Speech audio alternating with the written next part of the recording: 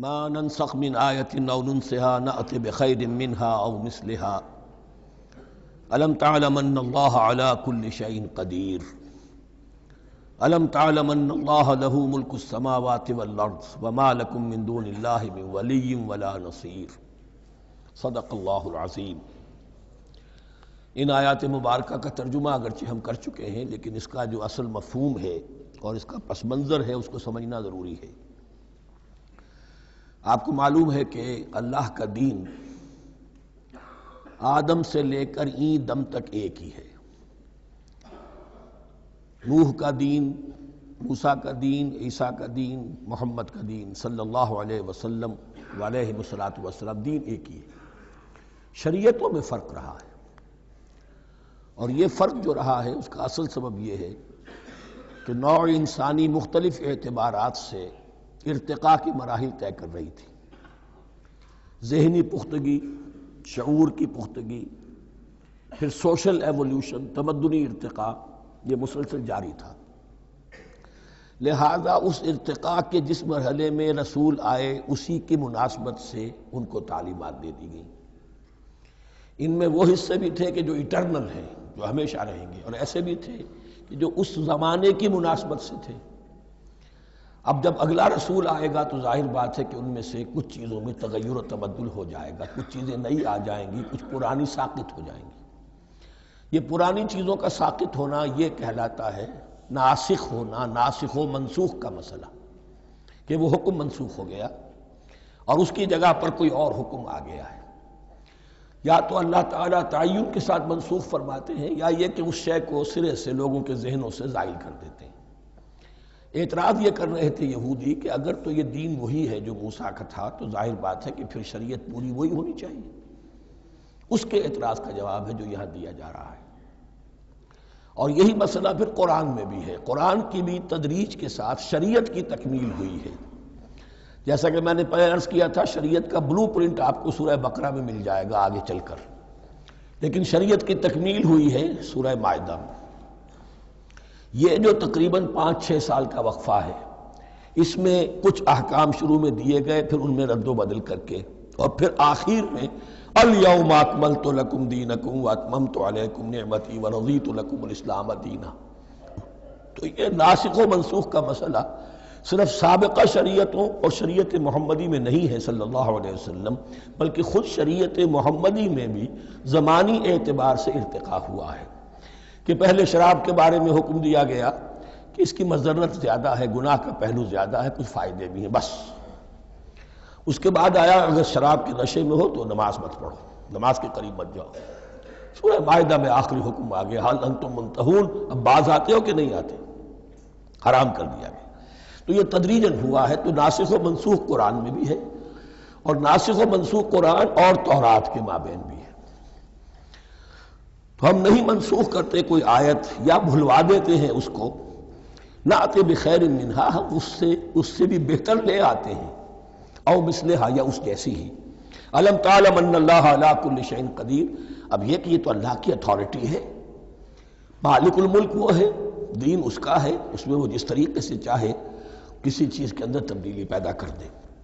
الم تعلم ان اللہ لہ ملک السماوات والارض ما لکم من دون اللہ من ولی ولا نصیر ام تریدون ان تسألوا رسولکم کما سئل موسیٰ من قبل، کیا تم یہ چاہتے ہو کہ سوال کرو یا مطالبہ کرو اپنے رسول سے بھی اسی طرح کے جس طرح کی باتیں کی گئی تھی موسیٰ سے پہلے؟ مثلا ہم دیکھ چکے ہیں کہ ان سے کہا گیا کہ ہم نہیں مانیں گے جب تک کہ اللہ کو دیکھ نہ لے عیاناً، یا اسی طرح کے اور مطالبے جو حضرت موسیٰ علیہ السلام سے کیے جاتے تھے۔ یہاں مسلمانوں کو سکھایا جا رہا ہے کہ اس روش سے باز آؤ، ایسی بات تمہارے اندر پیدا نہیں ہونی چاہیے۔ وَمَن يَتَبَدَّلِ الْكُفْرَ بِالْإِيمَانِ فَقَدْ ضَلَّ سَوَاءَ السَّبِيلِ، ظاہر بات ہے ایسی حرکتیں بھی اب مسلمانوں میں سے بھی جو منافقین ان میں شامل تھے وہی کر رہے ہوں گے۔ اس لیے فرمایا کہ جو کوئی ایمان کو ہاتھ سے دے کر کفر کو لے لے گا، یعنی منافق کیونکہ دو طرفہ ہوتا ہے، اب اس کا بھی امکان ہوتا ہے کہ یکسو ہو جائے کفر کی طرف، اور اس کا بھی امکان ہوتا ہے کہ بالآخر یکسو ہو جائے ایمان کی طرف۔ مذبذبین بین ذالک کی کیفیت میں جو مبتلا ہے، اس کے دو یہ امکانات ہیں۔ تو جو کفر کی طرف جا کر مستقل طور پر راغب ہو گیا اس کا ذکر ہے، ومن یتبدل الکفر بالایمان فقد ضل سواء السبیل، تو وہ تو سیدھی راہ سے بھٹک گیا۔ ود کثیر من اہل الکتاب لو یردونکم من بعد ایمانکم کفارا، اہل کتاب میں سے بہت سے لوگ ہیں جو چاہتے ہیں کہ کسی طرح لوٹا کر لے جائیں تمہیں تمہارے ایمان کے بعد، پھر کفار بنا دیں۔ یہ ایسے ہی ہے کہ جیسے کسی بلی کی دم کٹ جائے تو وہ یہ چاہے گی کہ ساری بلیوں کی دمیں کٹ جائیں تاکہ وہ کوئی علیحدہ سے نمایاں نہ رہے۔ تو وہ چاہتے تھے کہ یہ چیزیں جو ہیں ان کو واپس لے آیا جائے، اہل ایمان کو بھی کفر میں لے آیا جائے، حسدا من عند انفسہم، اور یہ ان کا طرز عمل ان کے حسد کی وجہ سے کہ کیوں یہ نعمت جو ہے ان کو دے دی گئی۔ من بعد ما تبین لہم الحق، اس کے بعد کہ ان پر حق بالکل واضح ہو چکا ہے، وہ جان چکے ہیں، پہچان چکے ہیں، کسی مغالطے میں نہیں ہے، غلط فہمی میں نہیں ہے۔ فاعفوا واصفحوا، یہ بہت اہم ہے مقام۔ تو اے مسلمانوں تم معاف کرتے رہو اور صرف نظر سے کام لو۔ اس کا اصل مطلب کیا ہے؟ ابھی تو چونکہ مدنی دور کا آغاز ہو رہا ہے، ابھی کشمکش کے اور کشاکش کے اور مقابلے کے اور تصادم کے بڑے سخت مراحل آ رہے ہیں۔ چونکہ تمہارا سب سے پہلا جو محاذ ہے وہ تو کفار مکہ کے خلاف ہے، سب سے بڑھ کر وہی آئیں گے، تم پر حملے کریں گے، جنگیں ہوں گی، تو فوری طور پر یہ جو آستین کے سانپ ہیں ان کو ابھی چھیڑو مت، جب تک یہ پڑے رہیں ڈورمنٹ، انہیں پڑا رہنے دو۔ ایک وقت آئے گا، یہاں یوں سمجھیے کہ یہ حکم دیا رہا ہے فی الحال انہیں چھیڑو مت، ان کے طرز عمل کے بارے میں زیادہ توجہ نہ دو، فاعفو، معاف کرتے رہو، درگزر کرتے رہو۔ اور وصفحو کہتے ہیں، صفح کہتے ہیں ایک طرف کا، یہ صفح ہے، یہ ورق ہے، صرف نظر کر لینا، دیکھا اندیکھا کر لینا، نظر انداز کر دینا، حتی یاتی اللہ بامرہ، یہاں تک کہ اللہ اپنا فیصلہ لے آئے۔ ایک وقت آئے گا کہ پھر مسلمانوں کو غلبہ آخری حاصل ہو جائے گا، اور جب جو یہ باہر کے دشمن ہیں ان سے تم نبٹ لو گے، پھر یہ کہ ان اندرونی دشمنوں کے خلاف بھی تمہیں آپ آزادی دی جائے گی کہ ان کو بھی ان کے کیفر کردار تک پہنچا دو۔ ان اللہ علی کل شیء قدیر، یقیناً اللہ ہر چیز پر قادر ہے۔ واقیموا الصلاۃ وآتوا الزکاۃ، نماز قائم رکھو، زکوٰۃ دیتے رہو۔ وما تقدموا لانفسکم من خیر تجدوہ عند اللہ، اور جو کچھ بھی تم خیر میں سے، بھلائی میں سے اپنے لیے آگے بھیجو گے، کوئی مال خرچ کر رہے ہو تو خرچ کہاں ہو گیا؟ وہ تو اللہ کے ہاں ڈپازٹ ہو گیا، جمع ہو گیا، تو ڈیوائن بینک کے اندر۔ وما تقدموا لانفسکم من خیر تجدوہ عند اللہ، اسے اللہ کے پاس پاؤ گے۔ ان اللہ بما تعملون بصیر، یقیناً جو کچھ تم کر رہے ہو اللہ اسے دیکھ رہا ہے۔ وقالوا لن يدخل الجنة الا من كان هودا او نصارى، اب دیکھیے جب یہ نئی امت اب تشکیل پا رہی ہے تو یہودی اور نصرانی جو ایک دوسرے کے دشمن تھے مسلمانوں کے مقابلے میں جمع ہو گئے، انہوں نے کہنا یہ شروع کیا وقالوا لن يدخل الجنة، ہرگز نہیں داخل ہوگا جنت میں، الا من كان هودا او نصارى، سوائے اس کے جو یا تو یہودی ہو یا نصرانی ہو۔ جیسے ہمارے ہاں بھی ہوتا ہے، اہل حدیث کے مقابلے میں دیوبندی بریلوی جمع ہو جائیں گے، چاہے وہ آپس میں ایک دوسرے کے ساتھ جو بھی ان کا بیر ہے وہ اپنی جگہ ہے۔ اسی طریقے سے اہل تشیع کے مقابلے میں شاید اور جو ہے اہل سنت کے لوگ جمع ہو جائیں۔ تو ایک کامن اینمی جب آ جاتا ہے تو پھر یہ ہے کہ وہ لوگ جن کے اپنے اندر بڑی کنٹرڈکشنز ہیں وہ پھر ایک متحدہ محاذ بناتے ہیں۔ وقالوا لن يدخل الجنة الا من كان هودا او نصارى تلك امانيهم، یہ لفظ دوبارہ آ گیا، یہ ان کی خواہشات ہیں، من گھڑت خیالات ہیں، ان کی وشفل تھنکنگ ہے۔ قل هاتوا برهانكم ان كنتم صادقين، کہو ان سے لاؤ کوئی دلیل اگر تم سچے ہو، دلیل کتاب سے لاؤ، کہیں تورات میں لکھا ہے یہ، کہیں یہ انجیل میں لکھا ہے، جو تورات اور جو انجیل تمہارے پاس ہے اسی میں سے دکھا دو کہ یہ لکھا ہوا ہو، کہیں لکھا ہوا نہیں۔ اب یہاں پر وہ یونیورسل ٹروتھ آ رہا ہے، بلا من اسلم وجہہ للہ وہو محسن، کیوں نہیں، ہر وہ شخص کے جو اپنا چہرہ اللہ کے سامنے جھکا دے اور وہ محسن ہو، اس کا رویہ صدق پر، سچائی پر، حسن کردار پر مبنی ہو، سر کا جھکانا منافقانہ نہ ہو، جزوی نہ ہو کہ کچھ مانا کچھ نہیں مانا. بلا من اسلم وجہہ للہ وہو محسن فلہ اجرہ عند ربہ، تو اس کے لیے اس کا اجر محفوظ ہے اس کے رب کے پاس. فلا خوف علیہم ولا هم یحزنون، نہ ان پر کوئی خوف ہوگا اور نہ ہی وہ حزن سے دوچار ہوں گے. یہ دوسری آیت ہے کہ جس سے کچھ لوگوں نے استدلال کیا ہے کہ ایمان بالرسالت ضروری نہیں ہے. اب دیکھیے اس کا جواب وہی ہوگا. نمبر ایک تو یہ، ہر جگہ پر ساری چیزیں بیان نہیں کی جایا کرتی. کوئی چیز کہیں بیان کی گئی، کوئی کہیں بیان کی گئی ہے. کتاب کو لینا ہے تو پوری کو پوری ایک کتاب کی حیثیت سے. دوسرا یہ کہ یہ سارا سلسلہ کرام جو ہے، جو دو بریکٹس کے مابین آ رہا ہے، اس میں پہلے سے ہے وَآمِنُوا بِمَا أَنزَلْتُ مُصَدِّقًا لِمَا مَعَكُمْ وَلَا تَكُونُوا أَوَّلَ كَافِرٍ بِهِ.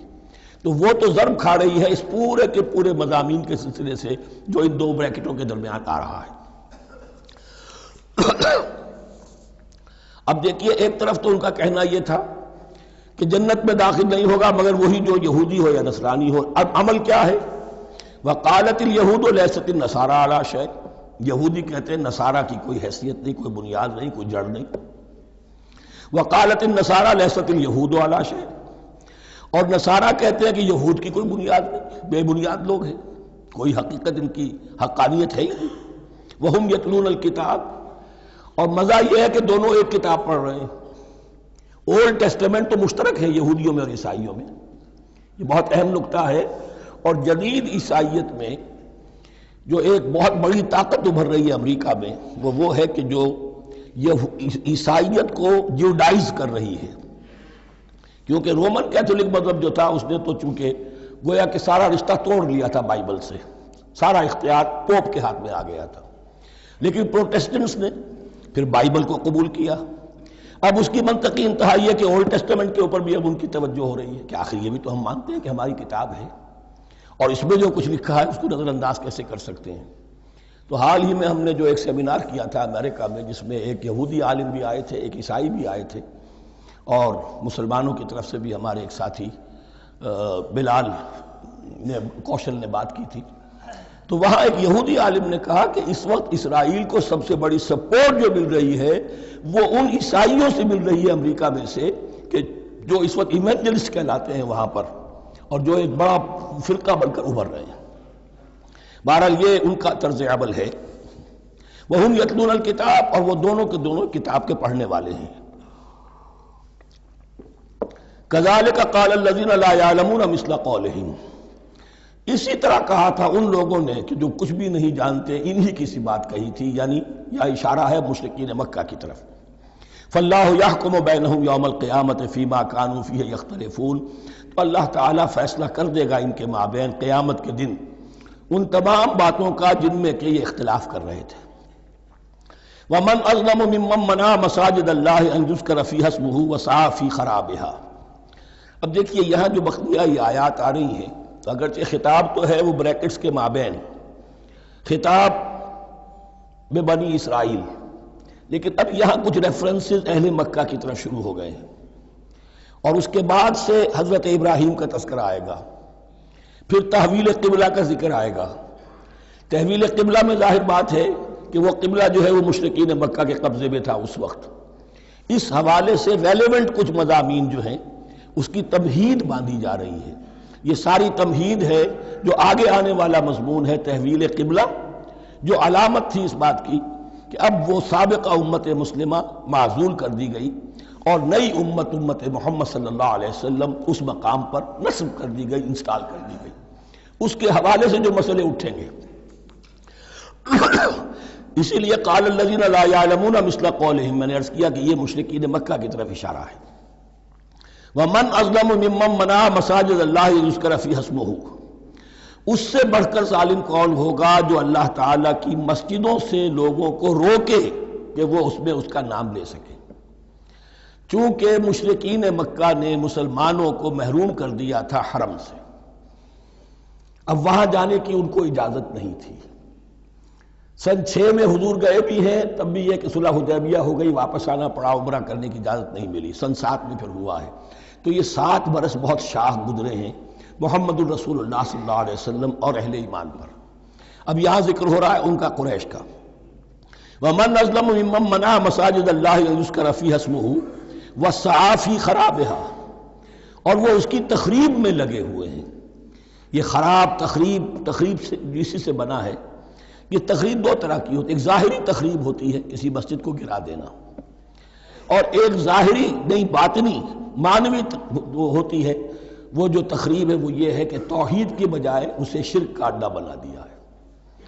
وہ تو دنیا کے بتکدوں میں پہلا وہ گھر خدا کا، ہم اس کے پاسباں ہیں، وہ پاسباں ہمارا، 360 بت رکھ دیے گئے اس گھر میں لا کر، جو ابراہیم نے تعبیر کیا تھا توحید خالص کے لیے۔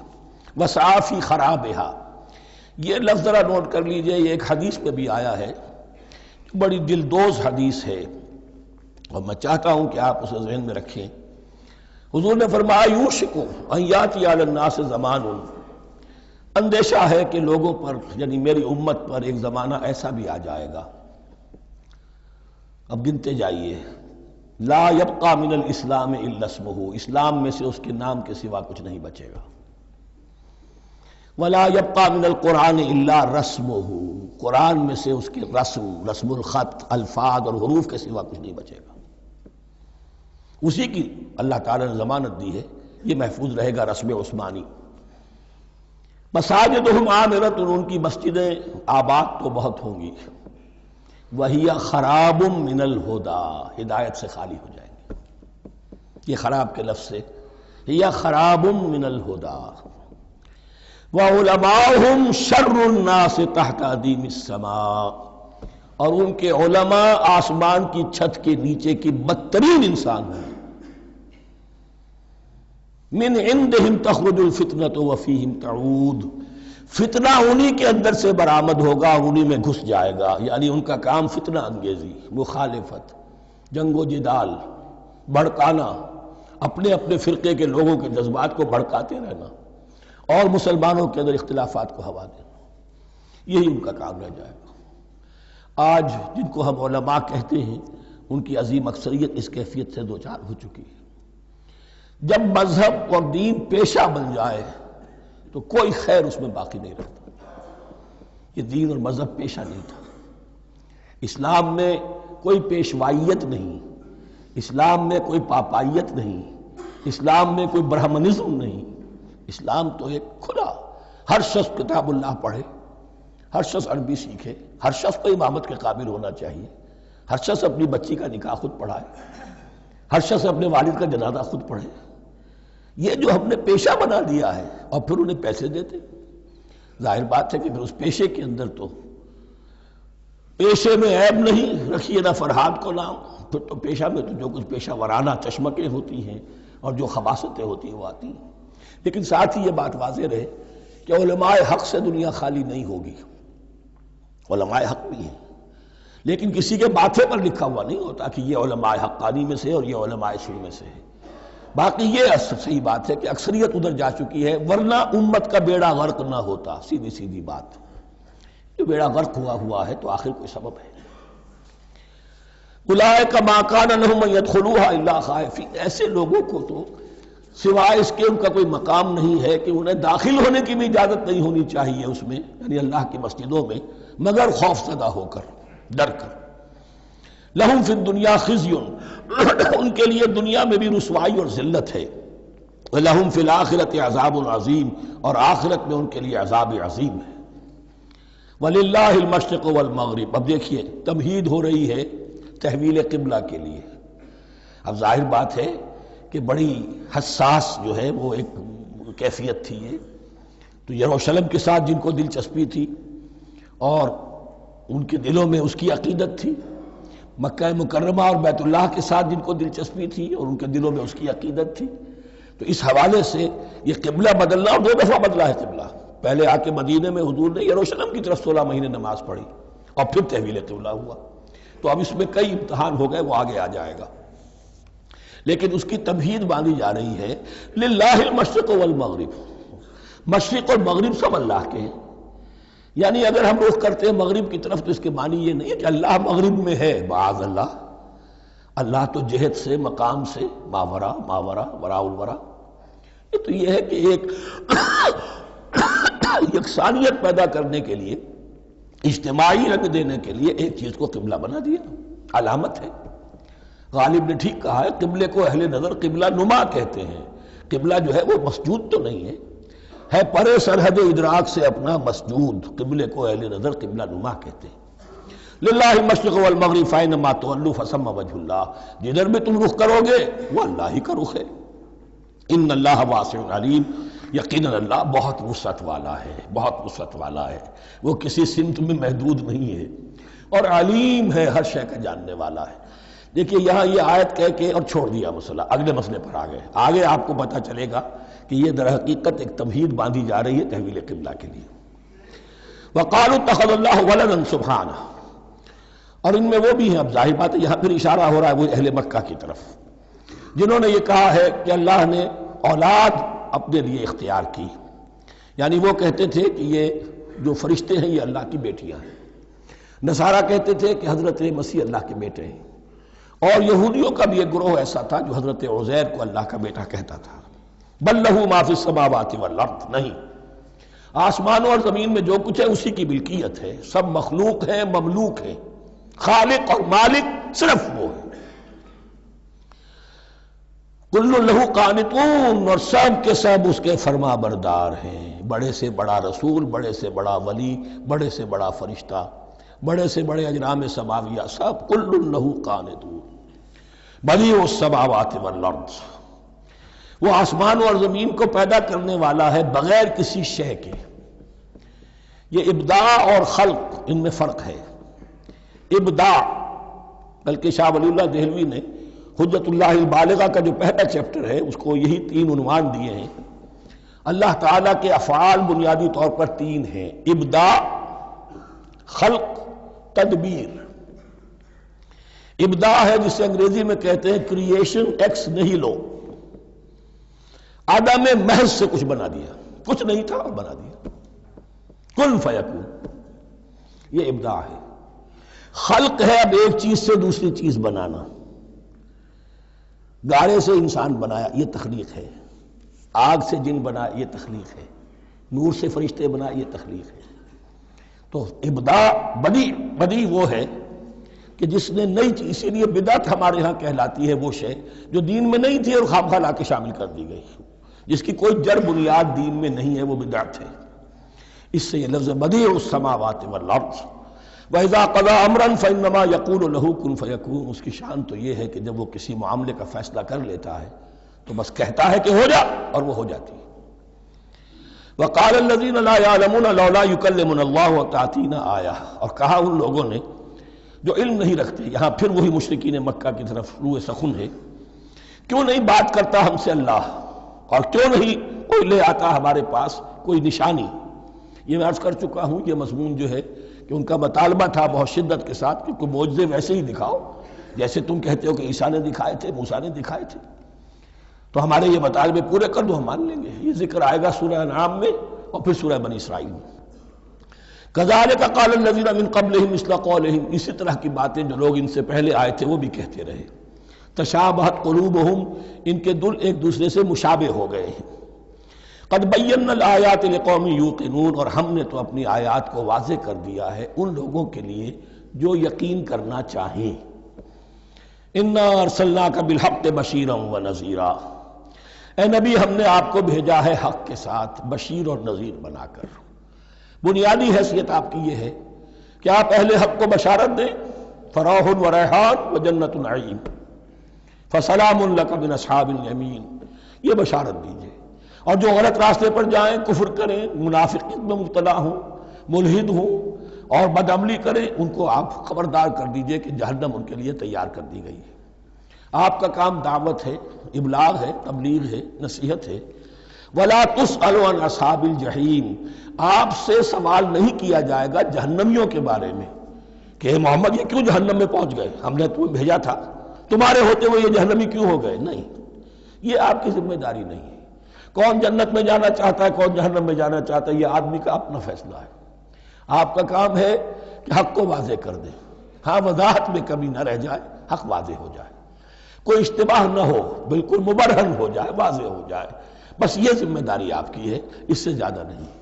یہ مسئولیت جو ہوتی ہے، انسان اگر اپنی اصل مسئولیت سے زیادہ ذمہ داری اپنے سر پر ڈال لے تو اس سے بھی بہت بڑی بڑی گمراہیاں پیدا ہوتی ہیں، اور اس کا جو تذکرہ ہو رہا ہے بڑی گمراہی تو معاذ اللہ وہ تو ہمارے حوالے سے ہوتی ہے۔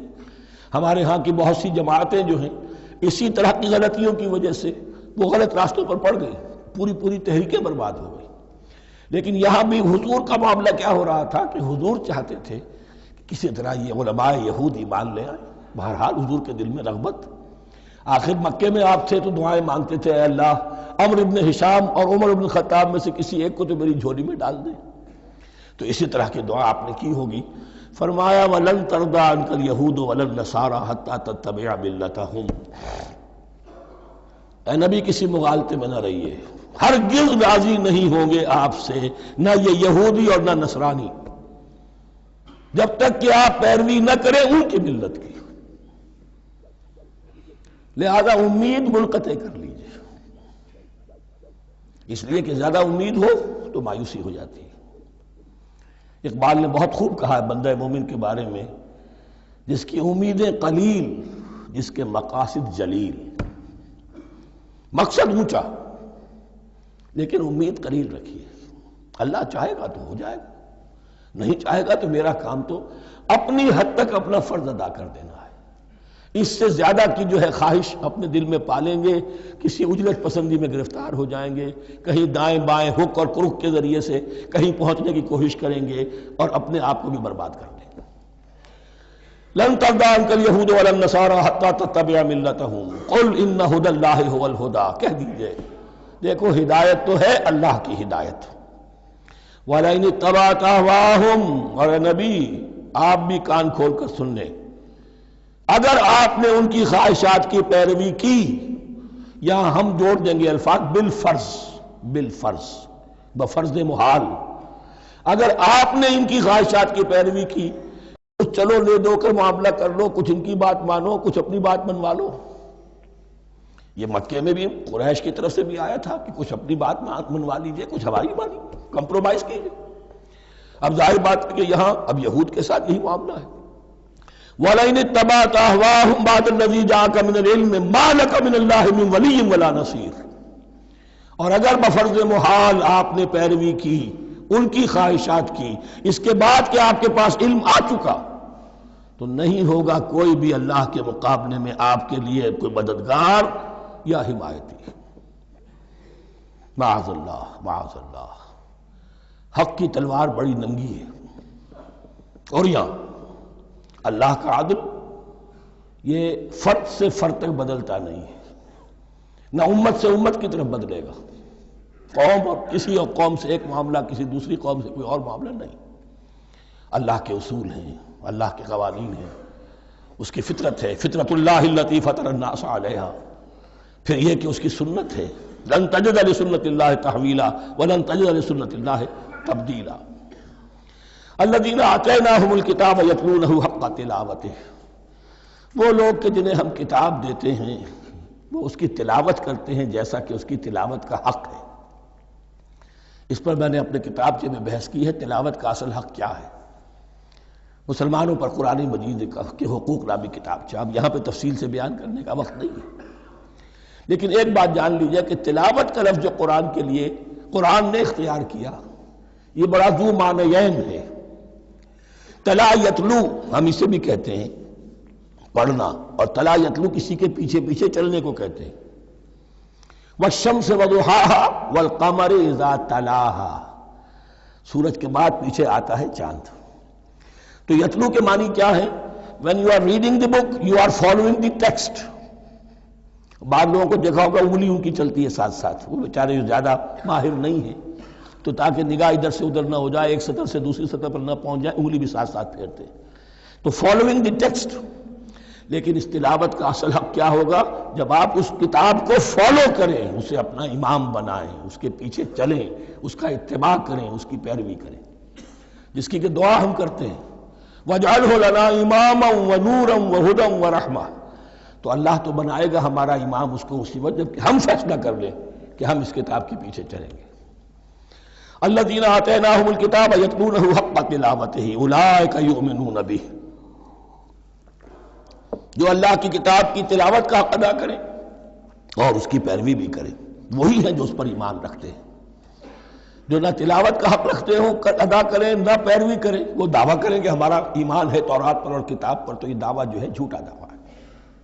میں وہ حدیث آپ کو سنا چکا ہوں، ما آمن بالقرآن من استحل محارمہ، جس شخص نے قرآن کی کسی حرام کردہ شے کو اپنے لیے حلال کر لیا، اس کا قرآن پر کوئی ایمان نہیں۔ وَمَن يَكْفُرْ بِهِ فَأُولَٰئِكَ هُمُ الْخَاسِرُونَ، اور جو اس کا کفر کرے گا تو وہی لوگ ہیں خسارے میں رہنے والے۔ اب وہ بریکٹ بند ہو رہی ہے، وہ آیت کے جو چھٹے رکوع کے شروع میں آئی تھی دوبارہ آ گئی جوں کی توں، یا بنی اسرائیل اذکروا نعمتی التی انعمت علیکم وانی فضلتکم علی العالمین۔ یہ ترتیب ذہن میں رکھیے۔ اور دوسری آیت بھی جو کہ توں، صرف یہ ہے کہ ترتیب تھوڑی سی بدلی ہے۔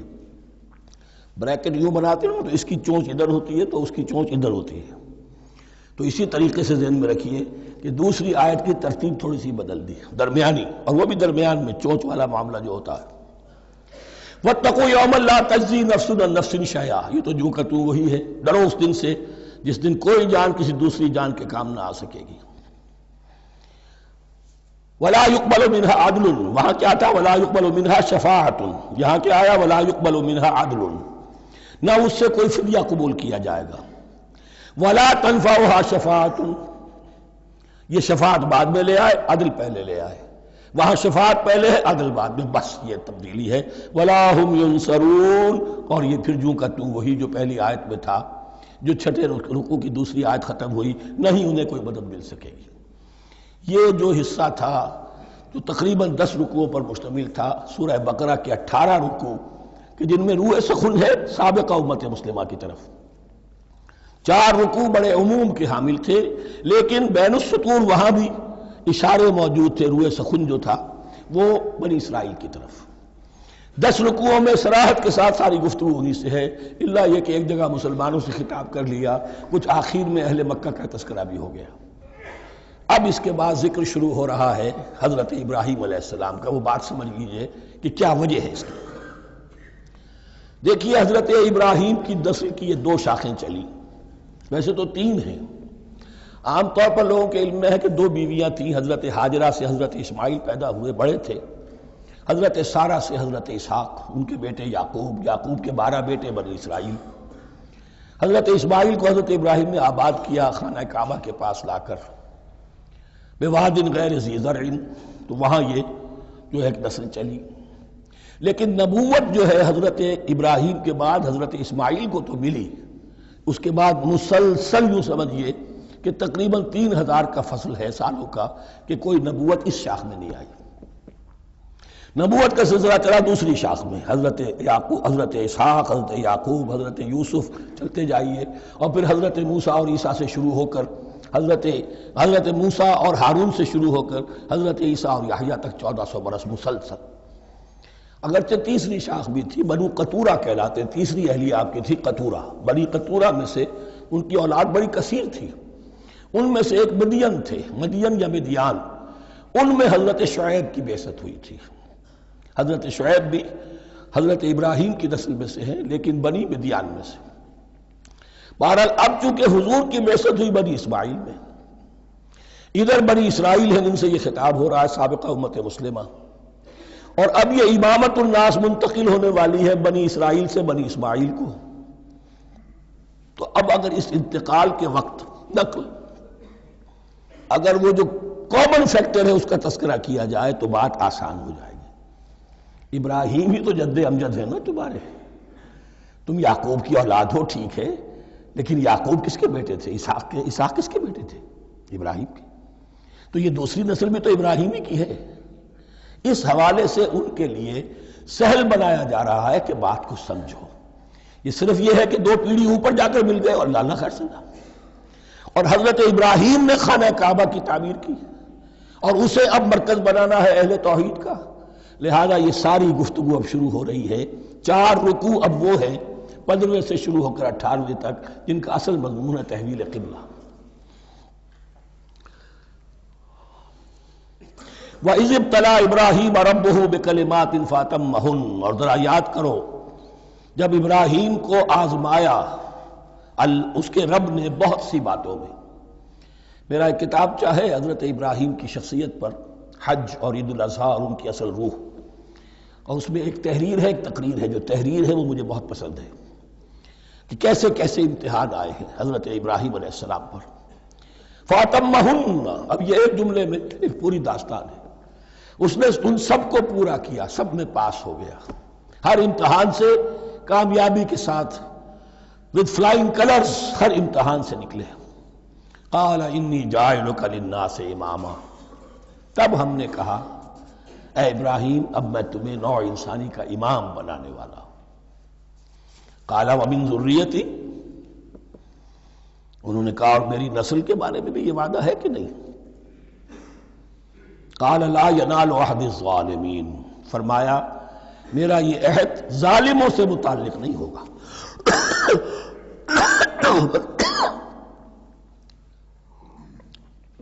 مطلب کیا ہوا کہ تمہاری نسل میں سے جو صاحب ایمان ہوں گے، نیک ہوں گے، سیدھے راستے پر چلیں گے، ان سے ہمارا وعدہ ہے، لیکن نسلیت کی بنیاد پر نہیں ہے کہ جو بھی تمہاری نسل میں سے لازماً وہ اس وعدے کا مصداق بن جائے.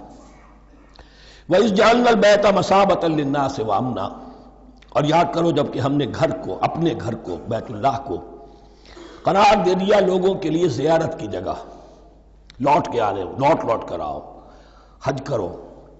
مَثَابَةً لِلنَّاسِ وَأَمْنًا، اور اسے امن کا گھر قرار دے دیا. وَاتَّخِذُوا مِن مَقَامِ إِبْرَاهِيمَ مُصَلًّى، اور ہم نے حکم دیا کہ مقام ابراہیم کو اپنی جائے نماز بنا لو، نماز پڑھنے کی جگہ بنا لو. آج کل تو بعض علماء نے یہ کہا ہے کہ مقام ابراہیم سے مراد کوئی خاص پتھر نہیں ہے، بلکہ اصل میں وہ تو پوری جگہ جو تھی وہ مقام ابراہیم، حضرت ابراہیم وہاں آباد ہوئے تھے. لیکن صحیح بات وہی ہے جو ہمارے سلف سے چلی آ رہی ہے، روایات پختہ ہیں اس کے بارے میں کہ یہ جس طریقے سے حجر اسود جنت سے آیا ہے، ایسے ہی یہ بھی ایک پتھر تھا کہ جو جنت سے لایا گیا حضرت ابراہیم کے لیے جب وہ تعمیر کر رہے تھے. کوئی اور ذرائع تو ابھی تھے ہی نہیں، اس کے اوپر وہ کھڑے ہوتے تھے اور یہ پتھر ہی اونچا ہوتا جاتا تھا خود. اب جیسے جیسے تعمیر اوپر جا رہی ہے تو اس کے لیے یہ پتھر اونچا ہوتا تھا. وہ پتھر ہے جو مقام ابراہیم اب بھی محفوظ ہے، اور وہاں پر پھر طواف کر کے کعبے کا مکمل، پھر اس کے آس پاس جو ہے 2 رکعت جو ہے وہ ادا کی جاتی ہے نماز. وَعَهِدْنَا إِلَىٰ إِبْرَاهِيمَ وَإِسْمَاعِيلَ أَن طَهِّرَا بَيْتِيَ لِلطَّائِفِينَ وَالْعَاكِفِينَ وَالرُّكَّعِ السُّجُودِ، اور ہم نے عہد لے لیا تھا ابراہیم اور اسماعیل سے کہ تم دونوں ہمارے اس گھر کو، بیتیا میرے اس گھر کو پاک رکھو. اب یہ تطہیر بھی دونوں طرح کی ہوگی، ظاہری صفائی بھی ہو، گند نہ ہو، تاکہ ظاہر آئیں تو ان کے دلوں میں جو کدورت پیدا نہ ہو، کوفت نہ ہو، کھلی فضا ہو، صاف رکھو. اور تطہیر باطنی، وہاں توحید کا چرچا ہو، کوئی اور کفر اور شرک جو ہے وہ نہ آنے پائے. ان طہرا بیتی للطائفین والعاکفین، طواف کرنے والوں کے لیے، اعتکاف کرنے والوں کے لیے، والرکع السجود، اور رکوع اور سجود کرنے والوں کے لیے. وَإِذْ قَالَ إِبْرَاهِيمُ رَبِّ اجْعَلْ هَٰذَا بَلَدًا آمِنًا وَارْزُقْ أَهْلَهُ مِنَ الثَّمَرَاتِ مَنْ آمَنَ مِنْهُمْ بِاللَّهِ وَالْيَوْمِ الْآخِرِ. اور یاد کرو جب کہ ابراہیم نے کہا تھا اے میرے پروردگار اس گھر کو امن کی جگہ بنا دے، اور اس کے رہنے والوں، اس کے ہاں آباد ہونے والوں کو یعنی بنی اسماعیل کے لیے ان کو رزق عطا فرما، میووں کا اور پھلوں کا. من آمن منہم باللہ والیوم الآخر. اب یہاں حضرت ابراہیم خود رک گئے کہ میں اپنی ساری اولاد کے لیے یہ دعا نہ کروں، اس لیے کہ وہاں روک دیا گیا تھا لا ینال عہد الظالمین. تو جو بھی ان میں سے ایمان اور عمل صالح والے ہوں اور یوم آخر پر ایمان رکھتے ہوں، اجعل هذا البلد آمنا وارزق اهله من الثمرات من آمن منهم بالله واليوم الآخر. اب یہاں دیکھیے اللہ تعالیٰ نے گویا کہ ہم کہیں گے ازرہ شفقت مسکراتے ہوئے گویا کہ فرمایا کہ ابراہیم قال ومن کفر، تمہاری اولاد میں سے جو کفر کرے گا فأمتعه قلیلا، اس کو بھی میں دنیا کا ساز و سامان تو دوں گا. امامت میں شامل نہیں کر سکتا، لیکن یہ کہ دنیاوی طور پر مال و متاع جو ہے وہ ان کو بھی میں دوں گا. ومن کفر فأمتعه قلیلا ثم اضطره الى عذاب النار، ہاں پھر اسے کشاں کشاں لے آؤں گا جہنم کے عذاب کی طرف، وبئس المصیر، اور وہ بہت ہی بری جگہ ہے لوٹنے کی۔ وَإِذْ يَرْفَعُ إِبْرَاهِيمُ الْقَوَاعِدَ مِنَ الْبَيْتِ وَإِسْمَاعِيلُ، اور یاد کرو جب کہ ابراہیم اٹھا رہے تھے ہمارے گھر کی بنیادوں کو، اور اسماعیل، باپ بیٹا دونوں لگے ہوئے تھے۔ یہاں لفظ جو قواعد آیا ہے اس کو نوٹ کیجئے، قواعد قاعدے کی جمع ہے اور یہ بنیادوں کو کہا جاتا ہے، اور اس میں اشارہ ہے حضرت ابراہیم اصل معمار اور بانی نہیں ہے کعبے کے، کعبہ بنایا ہے حضرت آدم نے۔ ان اول بیت وضع للناس للذی ببکہ، پہلا گھر۔ اب کیسے ممکن تھا حضرت آدم علیہ السلام کے زمانے سے لے کر اور حضرت ابراہیم تک کم و بیش جو ہے 4000 برس ہے، عام اندازہ جو ہے تورات کا اگر آپ لگائیں تو کوئی مسجد نہیں بنی ہوگی کیا؟ یہ پہلا گھر ہے، پہلا وہ گھر خدا کا۔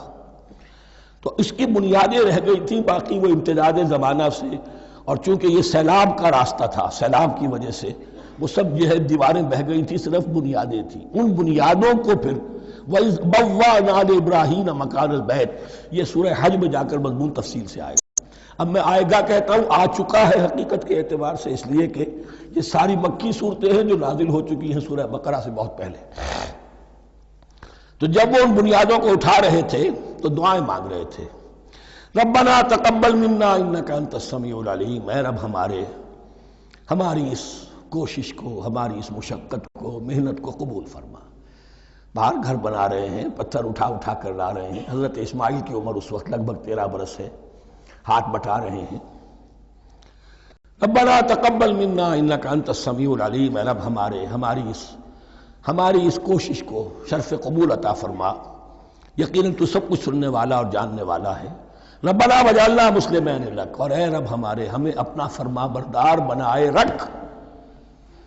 نوٹ کیجئے ابراہیم کہہ رہے ہیں، تو میں اور آپ اگر مطمئن ہو جائیں کہ میری موت لازماً حق پر ہوگی تو بہت بڑا دھوکہ ہے۔ ڈرتے رہنا چاہیے، اللہ کی پناہ طلب کرتے رہنا چاہیے۔ ربنا وجعلنا مسلمین لک، اے اللہ ہم دونوں کو اپنا فرما بردار بنائے رکھ، ومن ذریتنا امۃ مسلمۃ لک، اور ہم دونوں کی نسل میں سے اٹھائیو برپا کی جو ایک امت جو تیری فرما بردار امت ہو۔ وارنا مناسکنا، اور اے پروردگار تیرا گھر تو ہم نے یہ بنا دیا، اب اس کے جو رسومات ہیں وہ ہمیں سکھا، جو مناسک حج ہیں، ارنا مناسک، اب کیسے حج کریں، کیا آداب ہوں گے، طواف کیسے ہوگا، کیا کریں گے۔ وتب علینا، اور ہم پر اپنی شفقت کی نظر فرما، انک انت التواب الرحیم، یقیناً تو ہی ہے بہت ہی زیادہ توبہ کا قبول فرمانے والا اور شفقت کے ساتھ رجوع کرنے والا اور رحم فرمانے والا۔ ربنا وابعث فیہم رسولا منہم،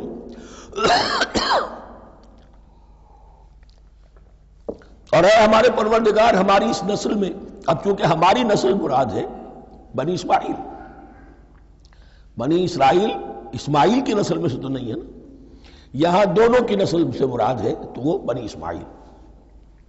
ہماری اس نسل میں اٹھائیو ایک رسول انہی میں سے، باہر کا نہ ہو، کوئی مغایرت کا، اجنبیت کا پردہ حائل نہ ہو۔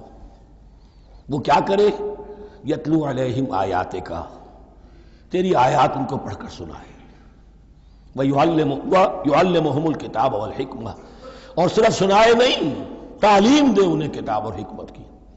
صرف سنا دینا تو بہت آسان کام ہے، سکھانا، تعلیم دینا، دلوں میں بٹھانا، اور حکمت، وَيُزَكِّيهِمْ، اور ان کو پاک کرے، ان کا تزکیہ کرے، ان کے دلوں میں تیری محبت اور آخرت کی طلب کے سوا کوئی طلب باقی نہ رہنے دے۔ انک انت العزیز الحکیم، یقیناً پروردگار تو ہی ہے زبردست اور کمال حکمت والا۔ وَمَن يَرْغَبُ عَن مِّلَّةِ إِبْرَاهِيمَ إِلَّا مَن سَفِهَ نَفْسَهُ، اور ایسا شخص کون سا ہوگا جو ابراہیم کے طریقے سے منہ موڑے۔ یہ رغبت کا لفظ عربی زبان میں دونوں طرف جاتا ہے، رغبہ الہ، کسی شے کی طرف رغبت ہونا، محبت ہونا، میلان ہونا، اور رغبہ عن، کسی شے سے متنفر ہونا، کسی شے سے ابا کرنا، اس کو چھوڑ دینا۔ وَمَن يَرْغَبُ عَن مِّلَّةِ إِبْرَاهِيمَ إِلَّا مَن سَفِهَ نَفْسَهُ، سوائے اس کے جس نے اپنے آپ کو حماقت ہی میں مبتلا کرنے کا فیصلہ کر لیا ہو. اور کون ہوگا جو ابراہیم کے طریقے سے منہ موڑے؟ وَلَقَدْ اسْتَفَيْنَاهُ فِي الدُّنْيَا، اور ہم نے تو اسے دنیا میں بھی پسند کر لیا تھا، چن لیا تھا. وَإِنَّهُ فِي الْآخِرَةِ لَمِنَ الصَّالِحِينَ، اور یقیناً آخرت میں بھی وہ ہمارے صالح بندوں میں سے ہوں گے. اذ قال له ربه اسلم قال اسلمت لرب العالمین، جب جب کہا اس سے اس کے پروردگار نے کہ مانو میرا حکم، اس نے کہا پروردگار قبول ہے تیرا حکم، یہاں تک کہ ذبح کرو بیٹے کو، حاضر. یہ آخری امتحان تھا، آخری 100 برس کی عمر میں، 87 برس کی عمر میں دعائیں مانگ مانگ کر بیٹا لیا تھا اسماعیل. حضرت سارہ کے ہاں کوئی اولاد نہیں ہوئی تھی، اب وہ 13 برس کا تھا، بازو بن گیا تھا، اور اس وقت ذبح کرنے کا حکم آیا. جب بھی کہا ہم نے مانو ہمارا حکم، قال اسلمت لرب العالمین. اللہ تعالی ہمیں بھی توفیق دے کہ اس کی پیروی کریں. وَوَصَّىٰ بِهَا إِبْرَاهِيمُ بَنِيهِ وَيَعْقُوبُ، اور اسی کی وصیت کی تھی ابراہیم نے بھی اپنے بیٹوں کو اور یعقوب نے بھی. یا بنی، وہ کیا تھی نصیحت؟ اے میرے بیٹو، ان اللہ اصطفیٰ لکم الدین، دیکھو اللہ نے تمہارے لیے دین کو پسند فرما لیا ہے. کون سا دین؟ فلا تموتن الا وانتم مسلمون، اور دیکھنا موت نہ آنے پائے مگر فرما برداری کی حالت میں. یہی بات آئے گی سورہ آل عمران میں مسلمانوں سے خطاب کر کے، یا ایھا الذین آمنوا اتقوا اللہ حق تقاتہ ولا تموتن الا وانتم مسلمون، اور ان الدین عند اللہ الاسلام ومن یبتغ غیر الاسلام دینا فلن یقبل منہ. ام کنتم شہداء اذ حضر یعقوب الموت، کیا تم اس وقت موجود تھے جب یعقوب کی موت کا وقت آیا؟ جب آدم کی یعقوب پر موت، یہ لفظی ترجمہ ہوگا.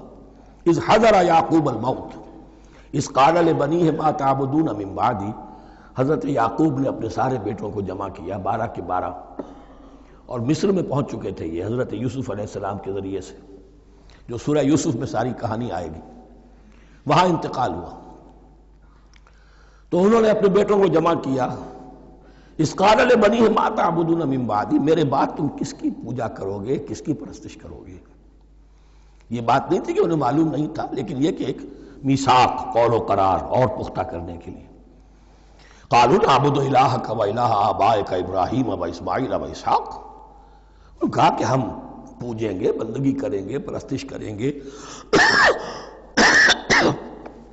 آپ کے معبود کی اور آپ کے آبا ابراہیم، اسماعیل اور اسحاق کے معبود کی.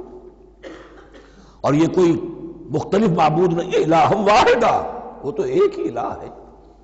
وَنَحْنُ لَهُ مُسْلِمُونَ، ہم اس کے لیے اس کے سامنے سر جھکاتے ہیں، اسی کی فرما برداری کا اقرار کرتے ہیں. تِلْكَ أُمَّةٌ قَدْ خَلَتْ، یہ آیت 2 مرتبہ آئے گی اسی رکوع میں.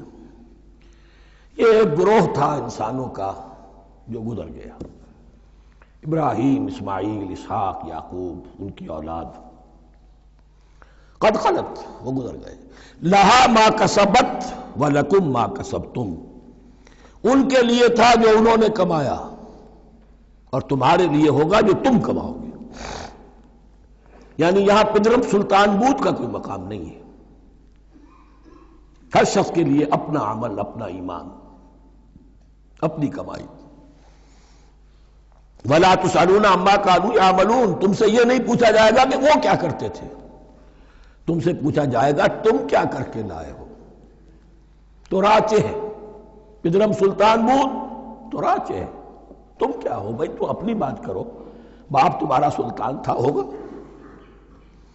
وَقَالُوا كُونُوا هُودًا أَوْ نَصَارَىٰ تَهْتَدُوا، لیکن اس پس منظر میں اب ان کی خباثت کو نمایاں کیا جا رہا ہے کہ یہ تو تھی وصیت ابراہیم کی اور یعقوب کی، اور اس وقت کے یہود و نصارہ کا کیا رویہ ہے؟ قَالُوا كُونُوا هُودًا أَوْ نَصَارَىٰ تَهْتَدُوا، وہی متحدہ محاذ حضور کے خلاف.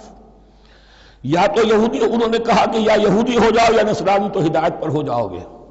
قُلْ بَلْ مِلَّةَ إِبْرَاهِيمَ حَنِيفًا، کہہ دیجئے نہیں، بل نتبع، ہم تو نتبع یہاں پر محذوف مانی ہے، بل نتبع ملت ابراہیم حنیفا، نہیں ہم تو پیروی کریں گے ابراہیم کے طریقے کی بالکل یکسو ہو کر. وما کان من المشرکین، اور وہ مشرکوں میں سے نہیں تھے. قولوا آمنا باللہ، اب یہاں مسلمانوں کو حکم دیا جا رہا ہے. دیکھو تم ان کے جو کچھ وہ کہتے ہیں اس کے جواب میں تم یہ کہو، قولوا کہو آمنا باللہ، ہم ایمان رکھتے ہیں اللہ پر، وما انزل الینا، اور جو کچھ نازل کیا گیا ہماری جانب، وما انزل الی ابراہیم و اسماعیل و اسحاق و یعقوب، اور جو کچھ نازل کیا گیا ابراہیم اور اسماعیل اور اسحاق اور یعقوب کی طرف، والاسباط، اور ان کی اولاد کی طرف، وما اوتی موسیٰ و عیسیٰ، اور جو کچھ دیا گیا موسیٰ کو اور عیسیٰ کو، وما اوتی النبیون من ربہم، اور جو کچھ دیا گیا تمام نبیوں کو ان کے رب کی طرف سے. لا نفرق بین احد منہم، ہم ان میں سے کسی کے مابین تفریق نہیں کرتے، ہم سب کو مانتے ہیں. دیکھیے ایک ہے تفضیل، کسی کو ایک کو زیادہ افضل سمجھنا دوسرے سے، یہ اور بات ہے. وہ تو سورہ آل عمران میں آئے گا تلک الرسل فضلنا بعضهم علی بعض. تفریق یہ کہ ایک کو مانے ایک کو نہ مانے. ان رسولوں میں سے ایک کا انکار سب کا انکار ہے. لا نفرق بین احد منہم ونحن له مسلمون، اور ہم نے تو اسی کی فرما برداری کا قلادہ اپنی گردن میں ڈال دیا ہے. فَإِنْ آمَنُوا بِمِثْلِ مَا آمَنْتُمْ، پھر اے مسلمانوں اگر یہ بھی ایمان لائیں یہود اور نصارہ بالکل اسی طرح جیسے تم ایمان لائے ہو، نو کمپرومائز، ٹھیک ٹھیک وہی دین اختیار کریں، وہی راستہ جو کہ محمد کے ذریعے سے تمہیں دیا گیا صلی اللہ علیہ وسلم. فَإِنْ آمَنُوا بِمِثْلِ مَا آمَنْتُمْ بِهِ فَقَدْ اهْتَدَوْا، تب وہ ہدایت پر ہوں گے. وَإِنْ تَوَلَّوْا، اور اگر وہ پیٹھ موڑ لیں، فَإِنَّمَا هُمْ فِي شِقَاقٍ، تو اس کے معنی یہ ہیں کہ وہ زدم زدہ میں اور دشمنی کے اندر وہ مبتلا ہو چکے ہیں. فَسَيَكْفِيكَهُمُ اللَّهُ، تو اے نبی آپ کے لیے ان کے مقابلے میں اللہ کافی رہے گا، آپ فکر نہ کریں. آپ کسی کمپرومائز کی دعوت کی طرف توجہ ہی نہ دیں. کچھ دو کا معاملہ سوچیں بھی نہ، ان کی مخالفتوں سے آپ مرعوب نہ ہوں، ان کی دھمکیوں کا کوئی اثر نہ دیں. فَسَيَكْفِيكَهُمُ اللَّهُ، اللہ کافی رہے گا آپ کے لیے ان سب کے مقابلے میں. وَهُوَ السَّمِيعُ الْعَلِيمُ، اور یقیناً وہ سب کچھ سننے والا اور جاننے والا ہے. ایسا نہیں ہے کہ اسے معلوم نہ ہو کہ آپ اس وقت کن حالات میں ہیں، کیسی مشکلات میں ہیں، کس طرح کی نازک صورتحال دن بدن جو ہے شکل بدل رہی ہے، لیکن آپ قائم رہیں. یہ ہے جگہ جہاں پر خون پڑا ہوا ہے، اس نسخے میں جو حضرت عثمان تلاوت فرما رہے تھے، اور اس وقت باغیوں نے انہیں شہید کیا ہے. ان کی زوجہ محترمہ نائلہ، انہوں نے بچانا چاہا ہے تو ان کی انگلیاں کٹ گئیں، اور خون جو ہے وہ فَسَيَكْفِيكَهُمُ اللَّهُ، ان الفاظ پر وہ خون پڑا ہے، وہ دبا اب بھی موجود ہے.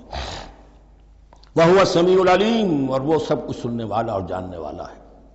صبغۃ اللہ، کیا معنی یہاں پر بھی ایک آپ کو محذوف ماننا ہوگا.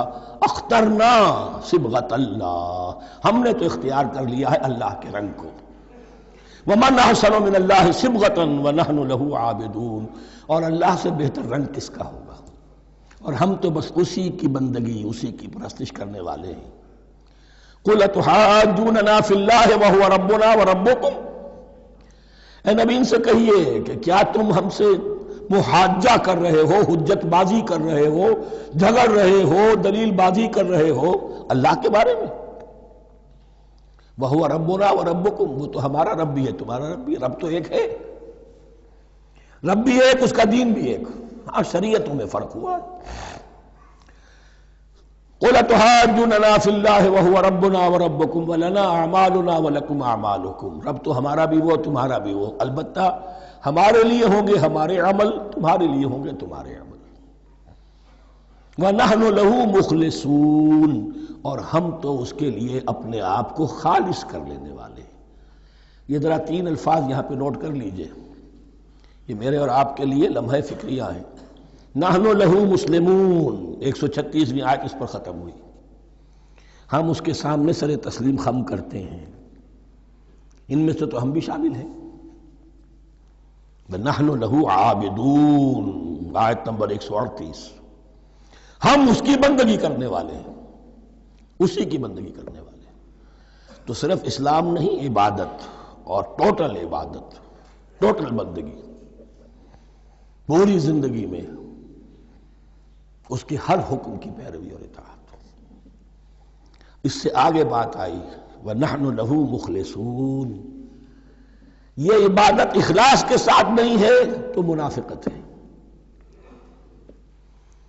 اس عبادت سے کوئی دنیا کی منفعت پیش نظر نہ ہو،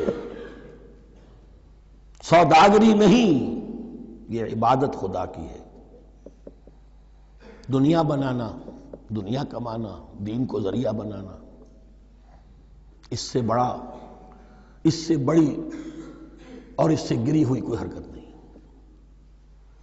اخلاص، حضور نے فرمایا من صلی یرائی فقط اشرکا ومن صام یرائی فقط اشرکا ومن تصدق یرائی فقط اشرکا، جس نے نماز پڑھی دکھاوے کے لیے اس نے شرک کیا، جس نے روزہ رکھا دکھاوے کے لیے اس نے شرک کیا، اور جس نے صدقہ خیرات دیا دکھاوے کے لیے اس نے شرک کیا۔ وَنَحْنُ لَهُ مُخْلِصُونَ، نَحْنُ لَهُ مُسْلِمُونَ، نَحْنُ لَهُ عَابِدُونَ، نَحْنُ لَهُ مُخْلِصُونَ۔ اللهم ربنا اجعلنا منهم، اللهم ربنا اجعلنا منهم۔ ام تقولون ان ابراہیم واسماعیل واسحاق ویعقوب والاسباط كانوا هودا او نصارا، کیا تمہارا کہنا یہ ہے کہ ابراہیم اور اسماعیل اور اسحاق اور یعقوب اور ان کی اولاد یہودی تھے یا نصرانی تھے؟ تم جو کہتے ہو کہ یا یہودی ہو جاؤ یا نصرانی تب ہدایت پاؤ گے، تو ابراہیم یہودی تھے یا نصرانی؟ اور اسحاق اور یعقوب اور یوسف اور موسیٰ اور عیسیٰ یہ کون تھے؟ یہی بات آج مسلمانوں کو سوچنی چاہیے۔ محمد الرسول اللہ اور ان کے اصحاب دیوبندی تھے یا بریلوی تھے یا اہل حدیث تھے یا شیعہ تھے یا سنی تھے؟ ان تقسیموں سے اوپر ہونے کی ضرورت ہے۔ اللہ کے ساتھ اخلاص کا تقاضا یہ ہے، ٹھیک ہے ایک فقہی مسلک کے اعتبار سے ایک شخص کسی مسلک کی پیروی کر رہا ہے، لیکن اپنے آپ کو اس سے آئیڈینٹیفائی کرانا اور اس مسلک کو مقدم رکھنا دین پر، اور اس مسلک ہی کے لیے محنت اور مشقت اور بھاگ دوڑ تبلیغ ہو رہی ہے اسی کی، یہ چیز بالکل اس اصل حقیقت کے خلاف ہے کہ جو اللہ کے دین نے ہمیں سکھائی۔ ام تقولون ان ابراہیم و اسماعیل و اسحاق و یعقوب والاسباط كانوا هودا او نصارا قل انتم اعلم ام اللہ، کہیے ان سے کہ تم زیادہ جانتے ہو یا اللہ زیادہ جانتا ہے۔ ومن اظلم ممن كتم شہادۃ عنده من اللہ، کان کھول کر سن لو، اس سے بڑھ کر ظالم کون ہوگا جس نے اللہ کی ایک گواہی جو اس کے پاس تھی اسے چھپا لیا۔ تمہارے پاس گواہیاں ہیں، علماء یہود جانتے تھے یہ اللہ کے رسول ہیں جن کے ہم منتظر تھے، اس گواہی کو چھپائے بیٹھے۔ ومن اظلم ممن كتم شہادۃ عنده من اللہ وما اللہ بغافل عما تعملون، اور اللہ ہرگز غافل نہیں ہے کہ اس سے جو تم کر رہے ہو۔ تلک امۃ قد خلت، یہ گروہ مقدس جماعت تھی یہ جس کے یہ گلے سرسبت تھے، یہ گزر گئے۔ لہا ما کسبت ولکم ما کسبتم، جو کمائی انہوں نے کی، جو عمل انہوں نے کمائے وہ ان کے لیے، تمہارے لیے نہیں۔ تمہارے لیے وہ ہوگا جو تم کماؤ گے۔ ولا تسألون عما كانوا يعملون، اور تم سے ان کے عمل کے بارے میں نہیں پوچھا جائے گا کہ انہوں نے کیا کیا، تم سے سوال یہ ہوگا کہ تم نے کیا کیا۔ بارک اللہ لی ولکم فی القرآن العظیم ونفعنی وإیاکم بالآیات والذکر الحکیم۔